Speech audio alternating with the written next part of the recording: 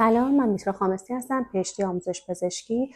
یه آقای سوال کرده بود که من 26 سالم هست و بخوام واکسن گاردوسیل رو بزنم. تا الان سکس نداشتم، بزنم یا نه؟ ببینید، CDC در واقع ما توصیه کرده که بین 11 تا 12 سالگی واکسن زده بشه. به خاطر چی؟ برای اینکه حالا ممکنه شما بگید که تا اونا که سکس ندارن توی سن، برای اینکه همون موقع آنتیبادی ساخته بشه در بدن که وقتی تو سن بالاتر مواجه میشن، اکسپوز میشن با HPV، در واقع آنتیبادی در بدنشون وجود داشته باشه.